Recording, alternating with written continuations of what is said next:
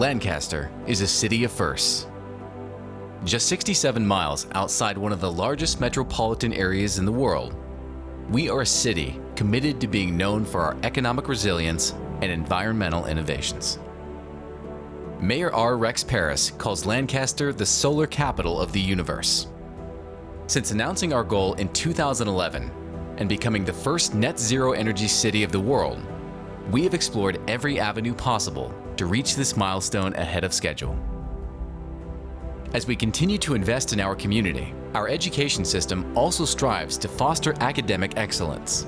SOAR high school students ranked in the top 1% of all high schools nationwide and graduate with a diploma and an associate's degree.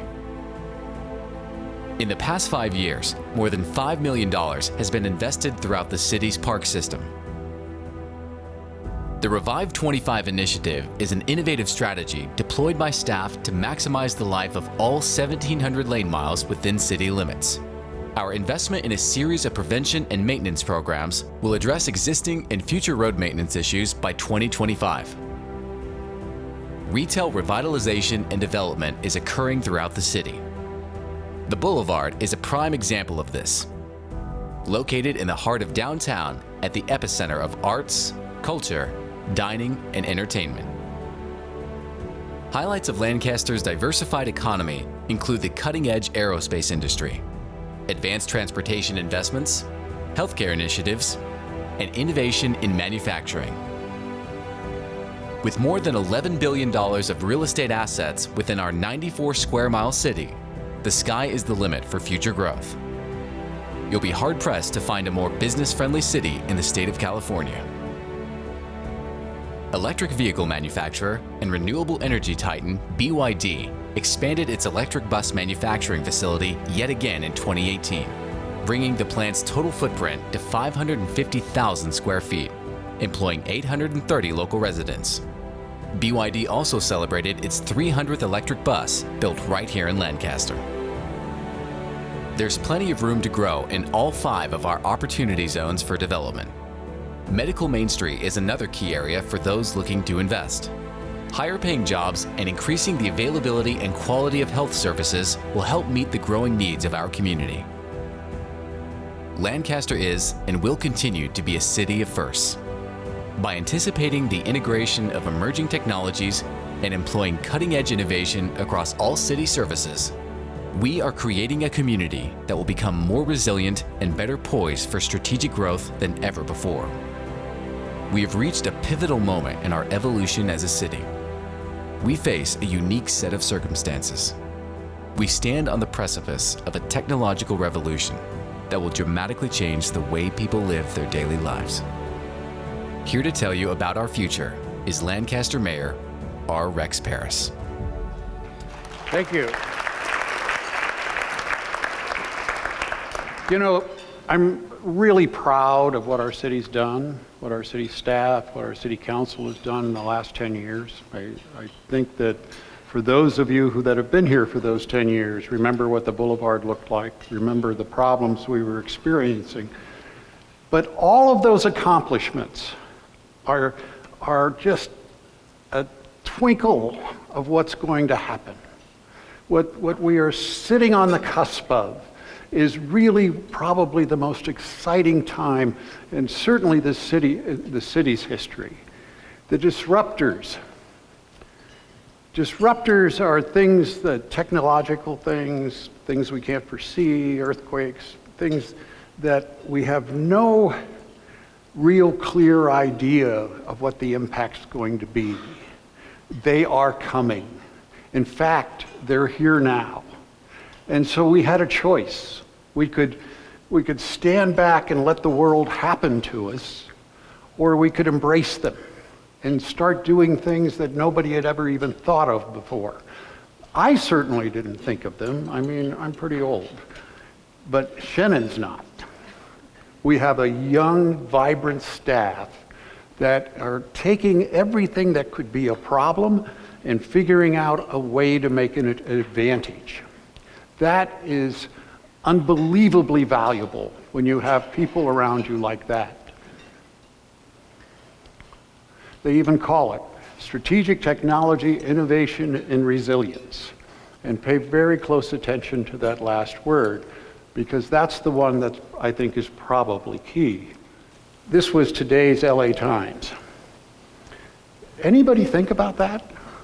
I mean, I remember a much smaller earthquake back in the 70s. Remember that one? Freeways fell down, you know? Apartment buildings fell down, houses fell down. It was a crisis of unbelievable proportions. And Ridgecrest, almost not a scratch. I mean, they had a couple houses caught fire, but other than that, unbelievable resilience. And that's because of the building codes. You know, we've already, as a nation, have been doing things that were expensive, were certainly a pain in the rear of the developers, but we did them anyway. And as a result, people lived, and people were able to go on with their lives. I'm bringing that up now because that will not happen when the San Andreas goes. We're in a lot of trouble when that happens. And everything that we do from now and into the future has that in the back of our mind, but there's a lot of things we can't fix currently. So everything we're doing is that we want to be an island in the desert when that happens. I got the idea when I read Anti-Fragile. Everybody should read that book. It's a great book. It's when the black swans happen. Where are you going to be? What are you going to do? Several people in the city staff have read it, and it's changed the way we view the world.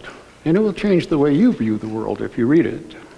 You know, the video talks about Lancaster Choice Energy, and when it was talking about it, I thought that, you know, that's really something in the background. It's really not something anybody here thinks about. You know, why would you? Power comes the way it's always come. You know, turn on the lights, lights go on. It's in the background, but it is so huge. And it was a first that Lancaster did. They passed this law that said we could be a community choice aggregate, meaning we could buy and sell the power. And once they passed that law, years go by. Nobody takes advantage of it because nobody knows how to do it. It's not like we knew how to do it. It was Jason put a team together and said, go find out how to do it.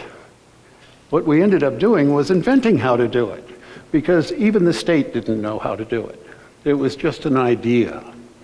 Now, we're the largest community choice aggregate because 10 cities have signed up with us. And it's just starting. You know, the snowball effect is starting to build. That means we buy and sell the power for the residential customers in 10 cities. And we don't do it for free. Why is that important to you?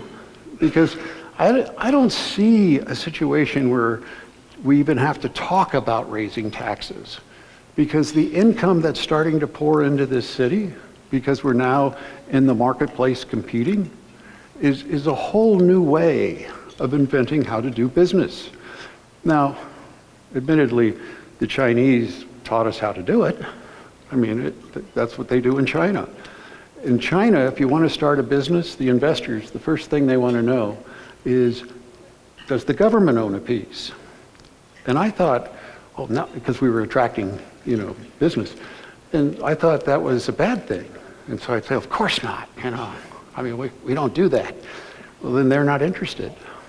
Because when you think about it, what better way to be successful than if the local government owns a piece of the business?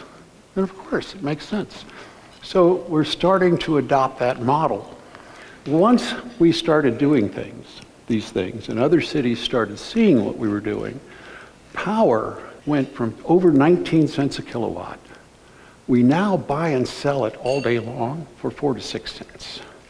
4 to 6 cents. Now, what changed?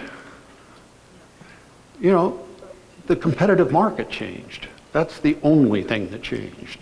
And more importantly, it's no impact on the environment. Although, admittedly, solar panels are not nice to look at. None of us like it. I mean, we can't shy away from that. But the alternative is 20 cents a kilowatt. You know, that's just inconceivable. Our goal was to be 100% net zero, which means we are the first city in the world, to have accomplished that by 2020. We've accomplished it, and it's only 2019. To us, that was remarkable. And we got a lot of people to be thankful for. This is Jim Vos. You know, he's been the chairman of the Planning Commission now for 10 years.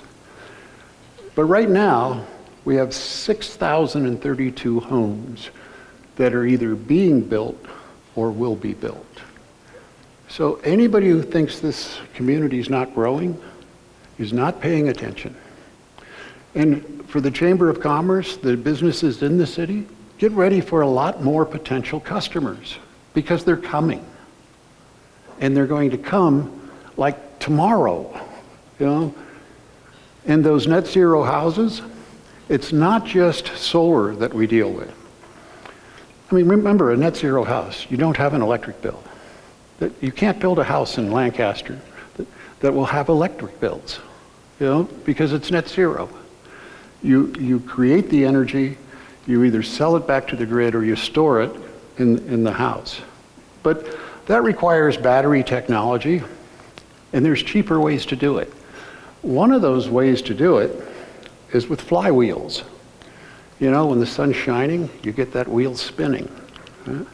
And then at night, it keeps spinning, and it produces electricity. Lancaster was selected as the city to first try this technology. The federal government gave us the grants, we're building it now, and I think we're going to find that it's cheaper than the batteries, and it's more efficient. And that's just one of the technologies we're exploring. No, I didn't misspell it. That is the name of the company. It's a Bill Gross company out of Idea Lab. I got a call one day from him, and he said, you know, we got this idea that we can make hydrogen out of water without any power. You can do it now with electrolysis. And the footprint, the ultimate footprint on the environment, is you don't have any savings by doing it. But there isn't any question that those solar panels will go away, and it will be replaced with hydrogen-type vehicles, hydrogen-type generation, because it's more efficient. And it doesn't have a footprint if you have the hydrogen. So this is their idea. And I can explain it to you now, or in 3 months you can go see it, because it's coming. That tower is about 40 feet high, and it has a cylinder in it. And the cylinder is a stainless steel cylinder, and the energy from the sunlight is focused right on it.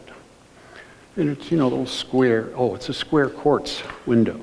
Has to be quartz because it's 2,500 degrees and glass melts.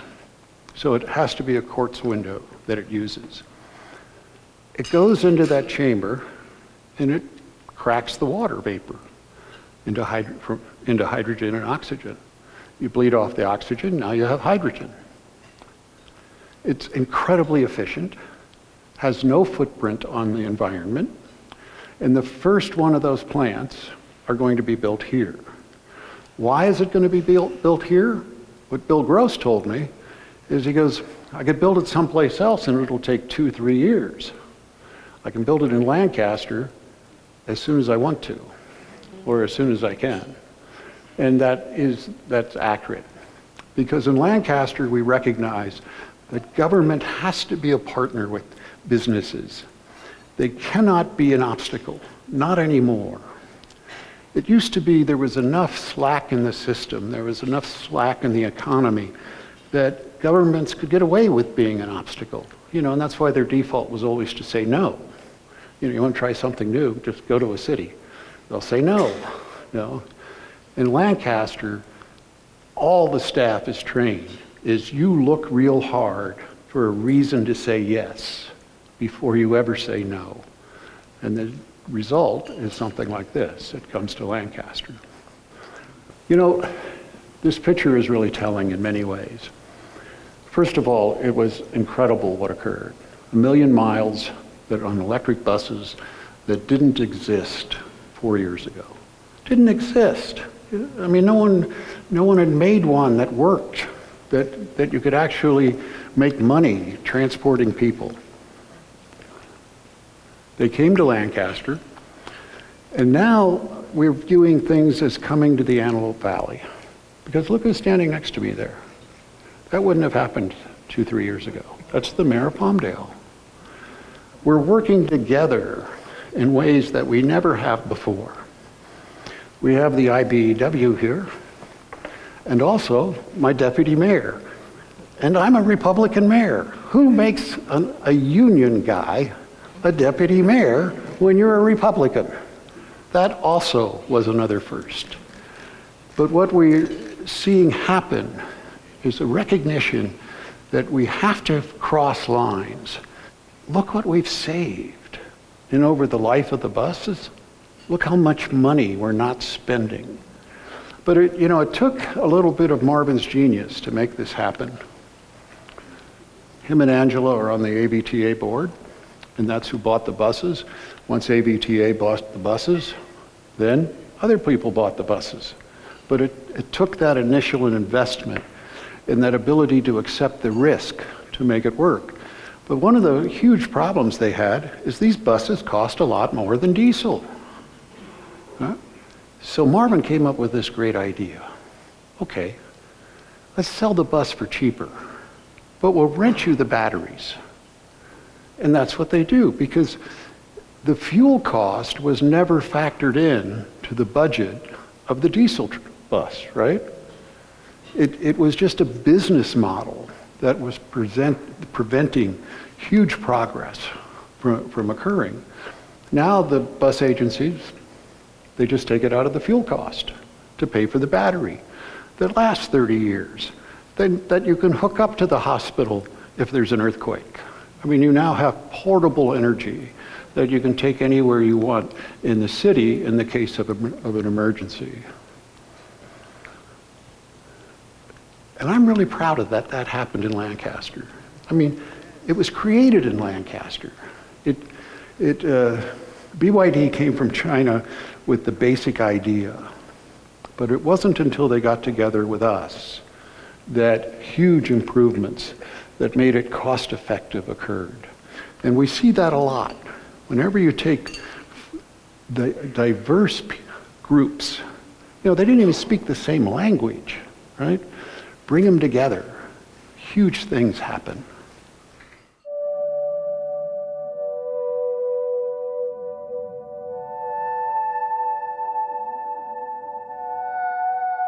This is Jeopardy! The IBM Challenge. Here we go.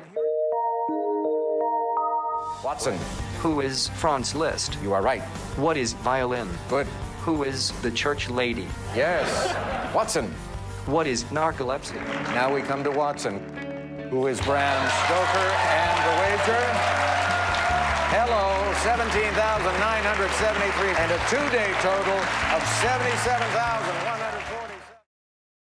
Now that was first generation Watson.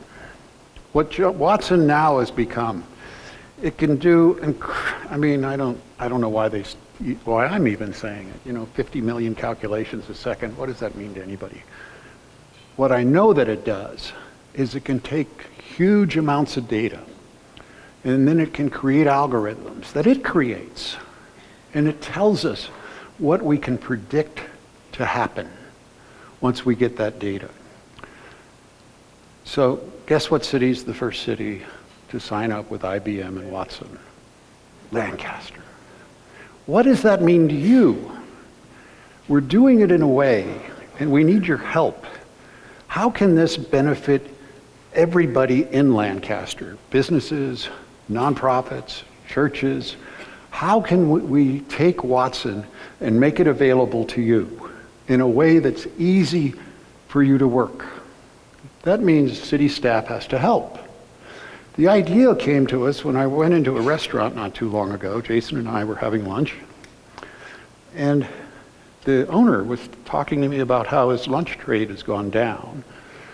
Nobody calls in for deliveries anymore. And I said, well, are you on the internet? Are you on the web?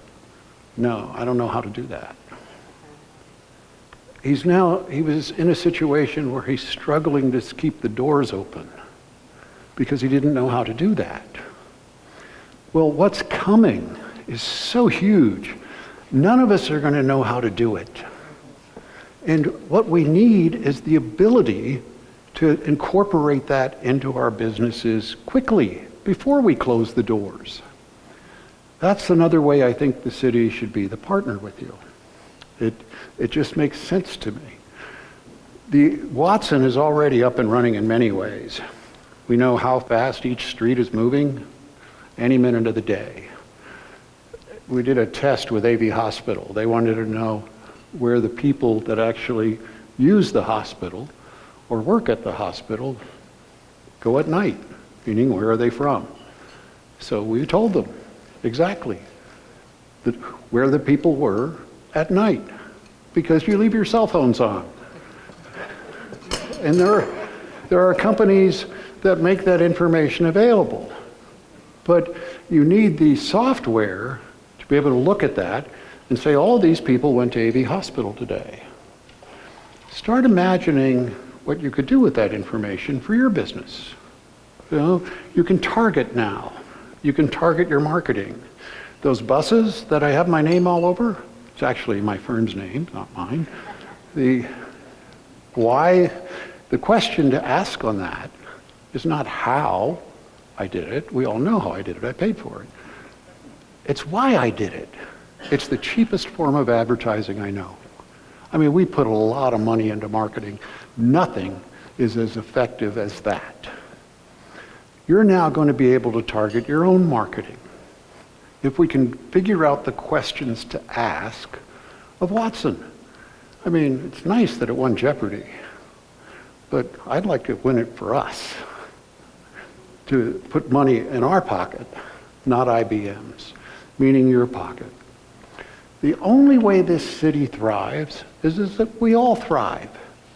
And why government isn't a critical part of that, I've never understood. But we are creating a tech city. Now would be a good time. I figured it would be appropriate for the youngest of us to bring the future to us.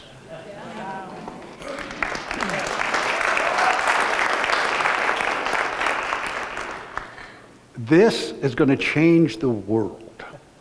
It will change your world before the year is out. It looks like just a little box. And I guess it is. But it's got four high-resolution cameras on it. This is going to go on every street light. So we now have CCTV, just like London and most of Europe has. But it's a little better than what they got. Of course it is. But the city has to decide. I mean, you as a group have to decide, is that what you want? And I know that my views are not necessarily everybody's view. But I also know that this is something us as a city should decide how we want this to work. How long do we want to keep the data? 30 days? It will automatically erase after 30 days if we don't download it. Do we want to download it? You know, really real decisions that have to be made. And I think we should make them openly in an open discussion. And whatever the group decides, that's what we do. But Lancaster is going to become a whole lot safer by the end of the year.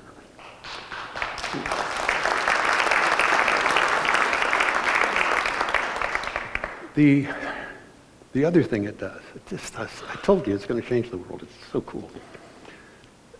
You fire a gun, it will tell the sheriff's department in seconds exactly where that gun went off and the caliber. in the caliber. You know, if it's a 22, you don't have to go as fast as a 38. It will distinguish between a firework and a gun. This last week, we wish we knew that. Because it's one thing to light off a firework. I mean, yeah, it's illegal, I get all that, and I get it's a problem. And I get my dog Lex goes crazy when they do it. But it's an irritant. If you fire a gun into the air, that's not an irritant. That's something really serious. This will tell them when that occurs. Now, that's the things it prevents. But what does it do? This is 5G technology. Now, I don't even understand 5G. Do you understand 5G? A little bit? Anybody understand 5G? It doesn't work well yet. In 4 months, it will work better than anywhere in Lancaster. It's super fast internet. I mean, super fast. That means things we've never even dreamed of, literally haven't dreamed of, we'll be doing in a year. You know, you can do things with medical technology, medical diagnosis in real time.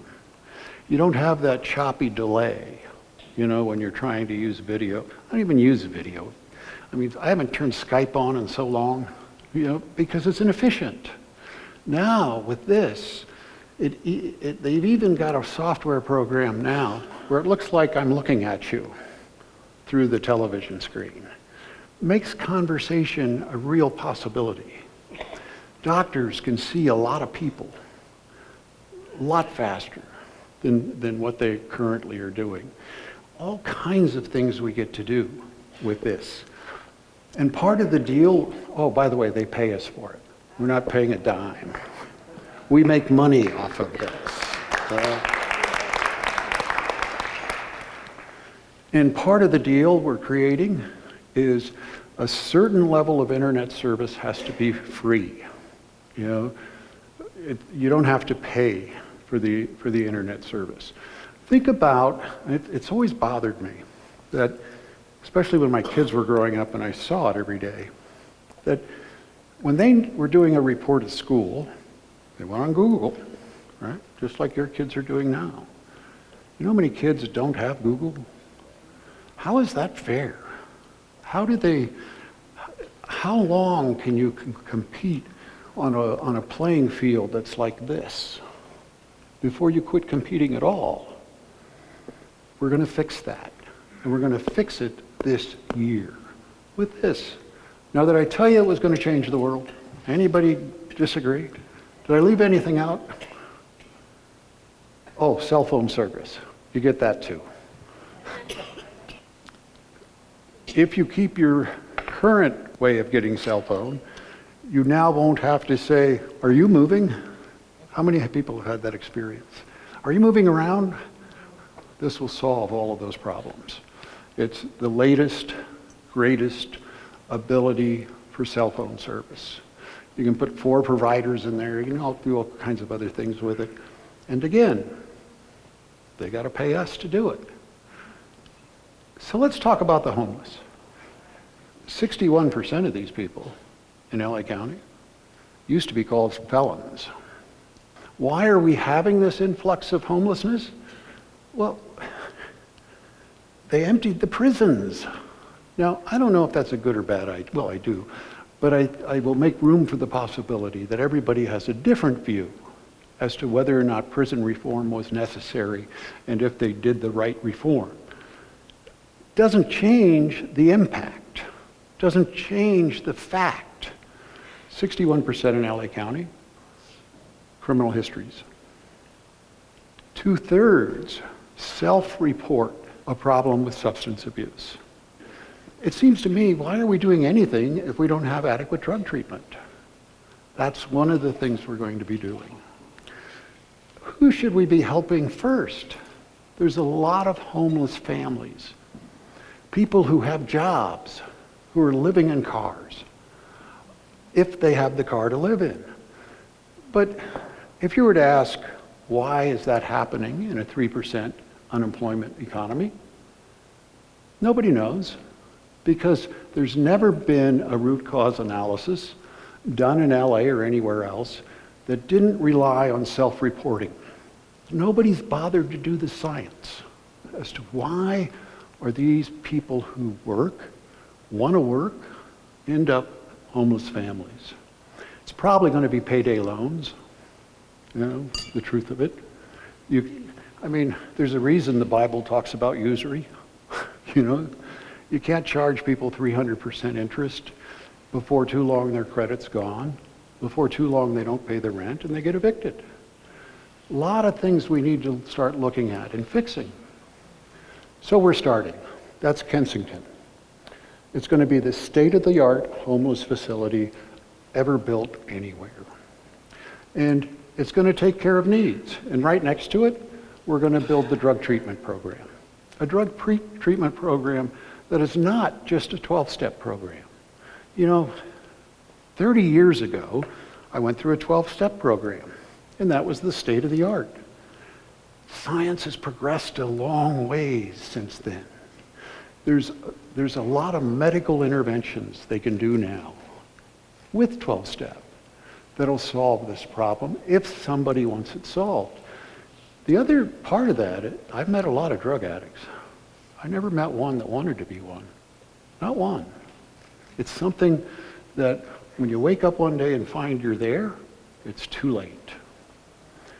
We really have to start investing into giving people the opportunity to walk away from it. And if we don't, we can live with people living on the sidewalk. But those are our choices. Let's not make any mistake about that.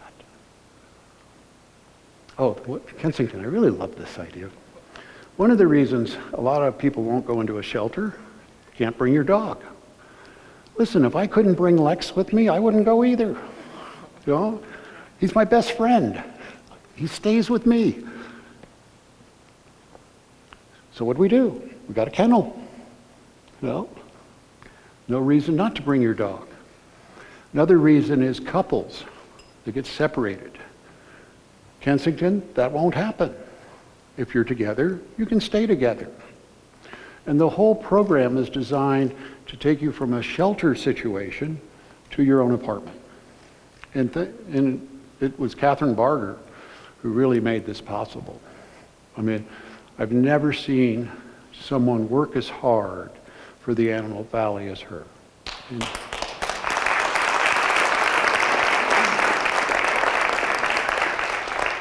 So much of what we accomplish would not be accomplished if she wasn't in the background. Have you heard about our hybrid police department? Who hasn't heard about our hybrid police department? Oh, you're going to love this. We're attempting to redefine how the smaller infractions and crimes are handled and how we deal with this massive amount of data we now have. What questions should we be asking Watson? Right? We can't pile that onto the sheriff's department because they're busy. Right? We have to take it ourselves. And there's a real reason why we're calling them peace officers. The research, everybody should read this book. It's Persuasion. And there's a company that we talked to about it that now has done the research with some university that if it says peace officer on the car, much fewer incidents, whole different approach to both the officer and the suspect and the people calling it in. Much greater cooperation occurs from the citizens just by calling it peace officers. But sometimes I want police officers there, right? It's always not touchy-feely. There's a level of professionalism that we want in certain situations, and that's why we're doing both. And all of these guys in the hybrid police department, they'll have boundaries, meaning neighborhoods. This neighborhood is your responsibility. Crime either goes up or it goes down. People are either thriving or they're not thriving. And if they're not, you might not be here in 6 months. Not that bad. But there's going to be accountability. There's going to be somebody who has this geographic area and it's his. He's responsible for it. He needs to know the neighbors. He needs to know what data requirements are necessary. He needs to know who should probably leave that neighborhood. Because what we find, all of these crime problems, 1%. 1% of the population. How does that make sense? We're also starting an impact initiative this year. These are just some of the things we're doing. Have you heard about the skateboard park? Yes. That'll be at Jane Reynolds Park. And we didn't spare any expense on it. There will be competitions, statewide competitions of skateboarders. It'll actually bring money into the community. And we're making it very clear to the people that use it, it's either problem-free or we close it down for a couple of weeks. We're also opening the community center, used to be the sheltered. That's the Deputy Mayor, Darrell Doris. He's leading up the project. In that community center, the whole idea is going to make learning fun. You know, parenting classes will be conducted there. A lot of stuff for the kids. We're probably going to have the, it's the Fab Lab, is that what we call it, Jason? Probably have that located there. That's where people can come in and create whatever they want. 3D printing, you know, it'll have all the computers, have all the video software, have all that stuff available to the community. So have you noticed how the city's improving, the look? We think that the amount of art in this city is important. It's important to how we all thrive. And so we're investing in it. 2% of the general fund is going into art. And that's where, those murals aren't cheap, you know? And they're not free. But I think they bring a vibrancy to the city that we've never had before. The roundabouts will all have works of art in them. And we'll be getting our first Residence Inn on the boulevard, which I think is really essential. Do you know in the Antelope Valley, hotels occupancy is over 90%. You know what it takes for a hotel to be profitable? 40% occupancy. These hotels are incredibly successful. And so we're obviously going to build some more, but we're going to do it with Lancaster's unique way of doing it. We own part of it.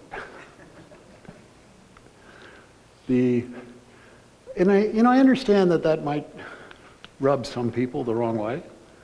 You know what rubs you worse? Taxes. It really isn't. And it's not like we're not going to have skin in the game. We're investing in these. You know, we know another thing that's just nothing but money, and that's assisted living. Why? Because me and David are going to be living in them really soon. It's a growth industry. I was giving a speech in Australia, in the city I was giving it in. They own the assisted living. It's a government function that they make a lot of revenue from. And I thought we should have a hybrid model of that. And so what did I do? I said, Shannon, when can we have some hotels and assisted living up and running? Now, had she ever done that before? No. Is she doing it now? Yes.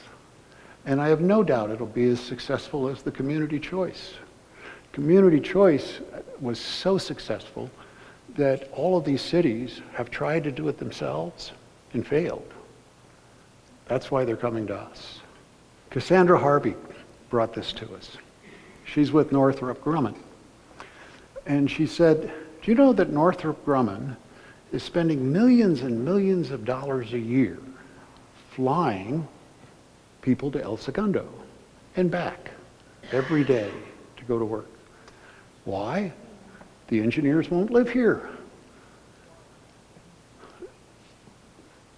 So why won't they live there? So we did a survey. We know the answer to that now. And so we're building. It's going to be, those buildings are mixed use. You know, you've all seen them various places, but they're going to be here. It's designed to be walkable. It's designed that we can make it safe. The schools that are going to be in it are not going to be regular schools. We know that in the Antelope Valley, there are people who know how to educate kids like they've never been educated before. SOAR is in the top 1%. Those kids are 1/3 black, 1/3 brown, and 1/3 white. Their parents did not go to college. They are a demographic that people used to think would fail. And they're succeeding better than anybody. Better than Harvard Westlake, where you spend $60,000 a year to send your kids. They do better at SOAR.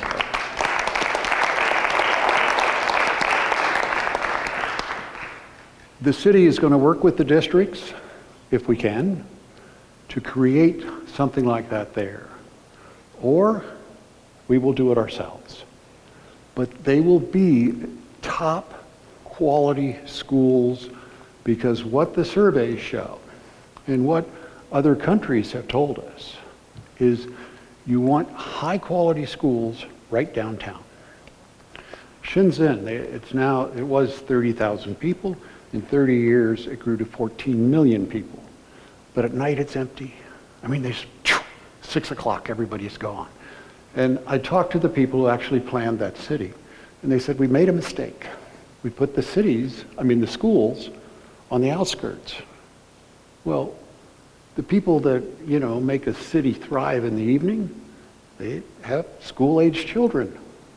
You want them to stay downtown. That's what's being designed into this.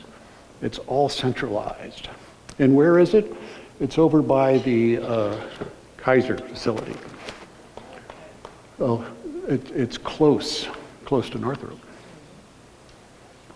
And that's a 50-year plan. The primary roads and everything else will be done very soon. But it's designed to build up, as developers come in and invest the money into it. Look at it from a law enforcement point of view. It's all there. You can get there quick, The CCTV, there's going to be a lot of those there. The whole idea is we need to sell it to the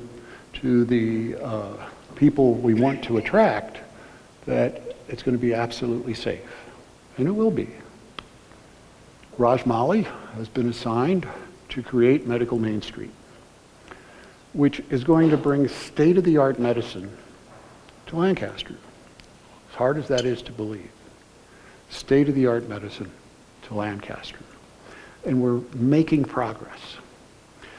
The way we treat Alzheimer's up here will be totally different. It'll be with little tiny villages where if you walk out the front door, my mother's is 90 some years old now, and she's not as quick as she used to be when she talks to me, meaning she says the same things a lot.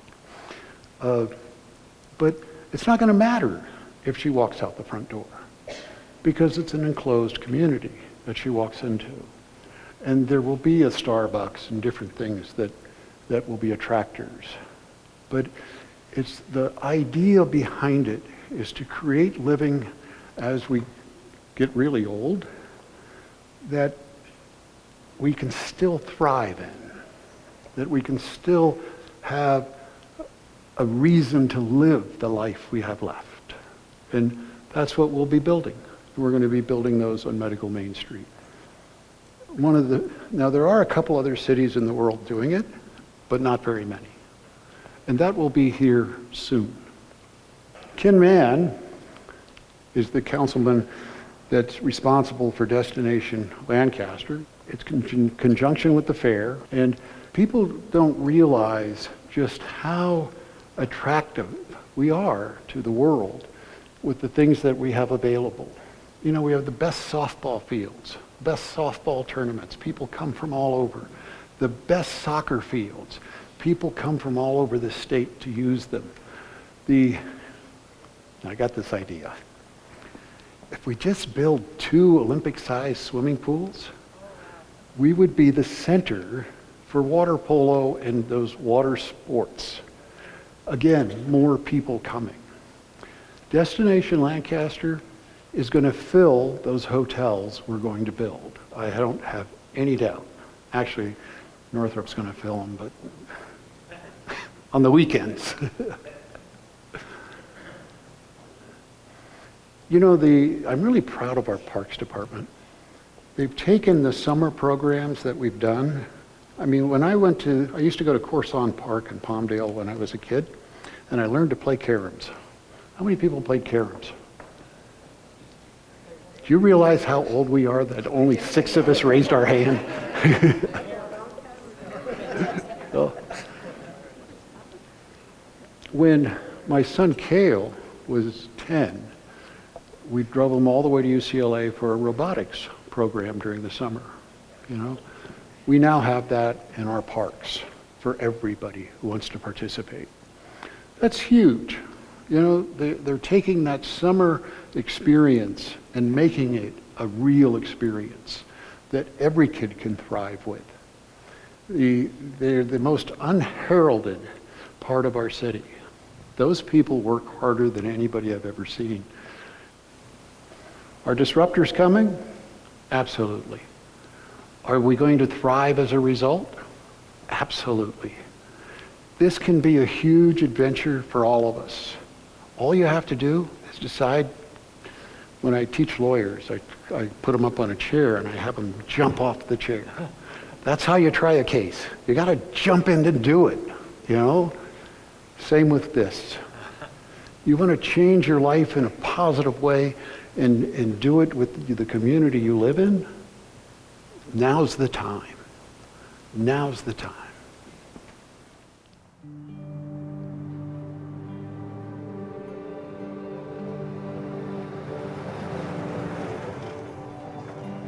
Dad, why do we have to move here?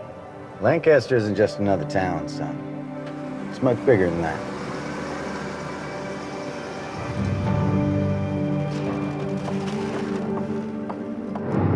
Our future rests deep within the soil of this place.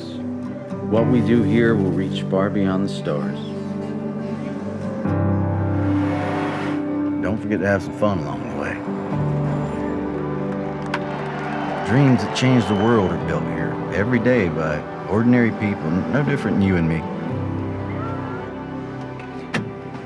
And you may not see it as home now, but one day you will. That I can promise you.